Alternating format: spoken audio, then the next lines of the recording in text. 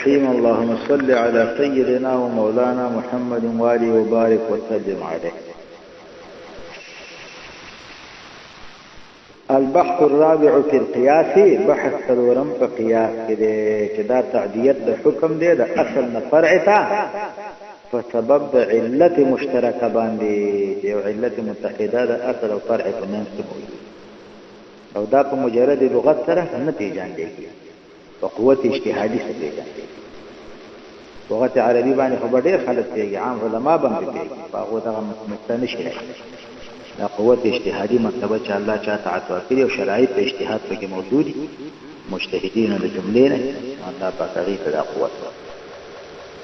نو بحث رابع چې دا په قیاس. نو ګوره دا درې مباحث چې وشو په کتاب الله شریف کې کم بحث وشو، په سنت شریف کې کم وشو،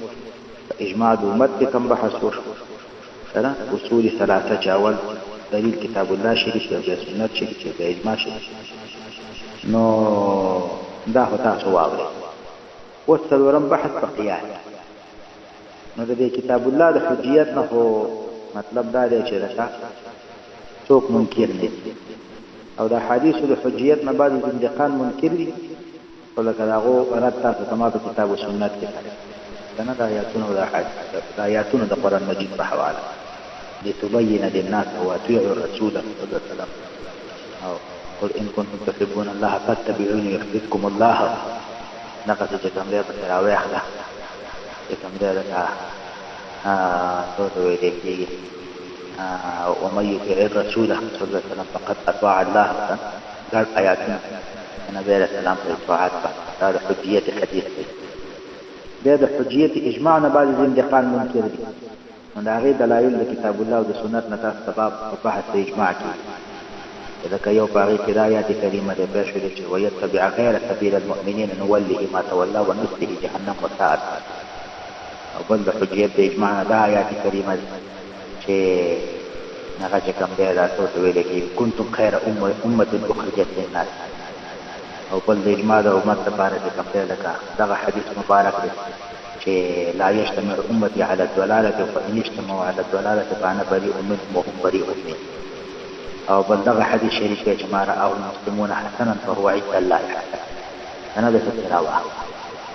ترجیحات اجماع دلایل دغه نورم ډیر دي خو کنه مختصر. نو اوس دا څلورم اصل چې دی چې دا قیاس دی، نو د دې نم ډیر زندقان منکر دي، خاص تر دا فرقه ظاهریه او وهابیه نجدیه خبره پیش کړي نو غیر مقلدین. نو دا د تقلید د مجتهدین مبارکانو نو د رابع علی قیاس د مجتهدین علیهم الرضوان د دینه منکر. نو د دې فرق کې ډیر دلایل د کتاب الله شریف نه پکې دا دلیل دی چې فاعتبروا یا اولی الابصار. الله پاک فرمایي عبرت واخلئ اې د عقلونو خاوندانو او نظرونو خاوندانو. نو اعتبار څه کوي؟ رد شیء الی نظیر، رد کول د شیخ خپل نظیر او دا بعینه معنی د قیاس. د قیاس هم څه ویل کی دا تعدیت د حکم دی د اصل نه فرع ته، دا رد شیء الی نظیره دی، هغه فرع خپل نظیر ترکیه په سبب د علت مشترکه ده حاشو کتل ما تقول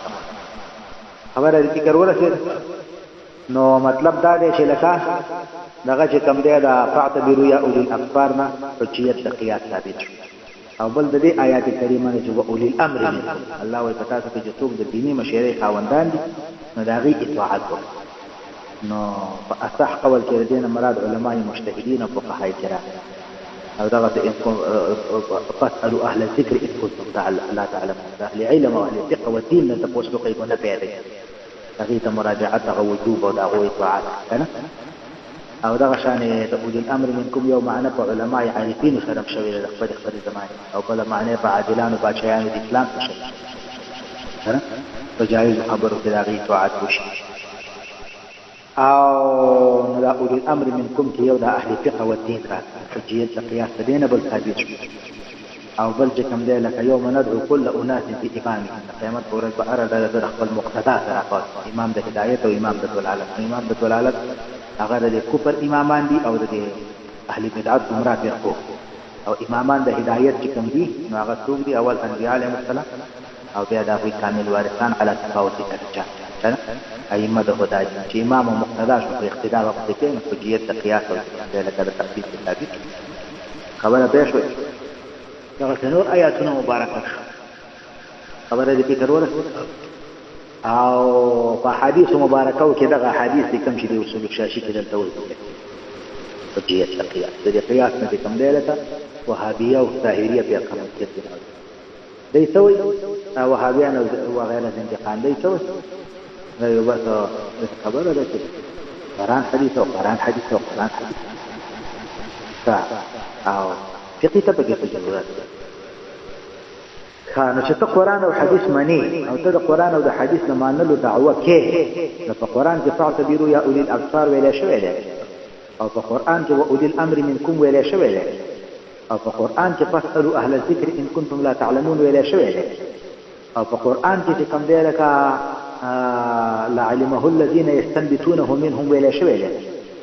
او په قرآن عظیم الشان کې کوم دی یوم ندعو كل اناس بامامهم ویل شوی دی ردی دلان مفسرین وګوره د اهل سنت والجماعت څخه او چې ته حدیث منی نو په حدیث کې دا حدیث معاذ بن جبل رضی الله عنه دا نور ګڼ حدیث په حجیت قیاس او دا مشهور حدیث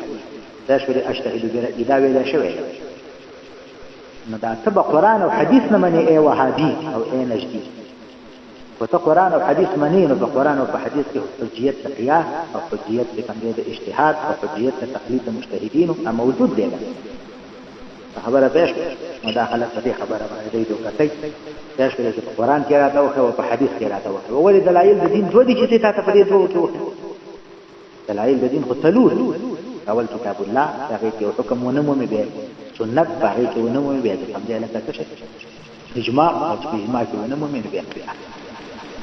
خبره دې فکر ورسېږي دا حجیت د قیاس بحث رابع د قیاس فصل القياس قياس چې حجة من حجج الشرع دلائل الشريعتنا او يجب العمل واجب عمل به بالقياس باندې عند انعدام ما فوقه واخذ نشوال ما فوق من الدليل ناچغه نصوص دي نور كتاب الله وسنت دي چې هغه کې دلیل نبي صراحه نو بیا بالقياس باندې عمل واجب دی نو د دین نه نو کراوته چې علماء مجتهدین چې وارثین د انبیاء علیهم السلام دي دا رسول عظیم مرتبه خواندان دي چې د قول باقاعده په دین کې دلیل لري فلورم دلیل د دین دی او په دې باندې عمل کول واجب خبره پېښ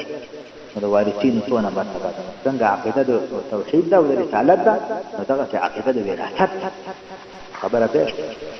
نو کوته د الله تعالی په وحدانیت قایل دي رسول الله صلی الله علیه وسلم پر رسالت قایل او مصدق چې وارثانو په شان باندې مصدق نه او دا غیر منکر نه اعوذ بالله من حق او حقیقت نشي په دې ګوره د عمل واجب په وخت دې کې چې ما په وخت دی خبره فکر ورته اباظ وهابیان زندقان وایي چې توی چې د امام اعظم رحمت الله علیه په مذهب نه امام صاحب رحمت الله علیه د چا دې جواب دارې چې د مذهب او تقلید چې دا د مقلد لپاره نه د مجتهد مطلق مجتهد مطلق له خدای پاک د قوت اجتهادي ورکړي دي چې هغه په استنباطي او استخراجي او اجتهادي قوت سره کتاب الله او د سنت او د اجماع احکام مستنبط کولی شي هغه علت مشترکه ګوري د فرعي حکم او د اصلي حکم ترمن نو علت مشترکه چې کوم دی کله د غیر کتاب الله د حکم څخه پیدا کیږي او کله د سنت سره او کله د اجماع هغه په دې مرتبه مشرف دی او په دې مرتبه خو اثر نه دی مشرف امام اعظم رحمت الله علیه چې کوم دی هغه مجتهد مطلق امام مالک رحمه الله امام شافعی رحمه الله امام احمد بن محمد بن حنبل رحمه الله مجتهدین مطلقو نو مجتهد مطلق لپاره اخذ کې کوم دی هغه په څه شي دی اول کتاب الله دی په سنت دی په اجماع دی او چې په دغه یو شی پیدا نشي دا شپه د مطلب نه پیدا کېږي لکه د څنګه ادله ثلاثه په اثبات او په استخراج سره په قیاس صحیحه شرعیه سره د پیدا په حکم او خبره دې فکر ورسره اوس موږ خو د خدای تعالی بندګان یو عابدین والله پاک زمونږ معبود دی ته به وساله دای چې راځم چې اعوذ بالله چې خدای پاک د چا عابد دی اعوذ بالله خدای پاک چې عابد نه دی الله سبحانه وتعالى معبود خبره پېښ څنګه د رسول الله صلی الله علیه وسلم امتیان ته وساله دای چې راځم اعوذ بالله چې رسول الله صلی الله علیه وسلم د چا امتی اعوذ بالله الله چاو کینو کنه هغه سید الرسول مثلا په دې په تبع کینو کنه نو دغه شانې کوم دی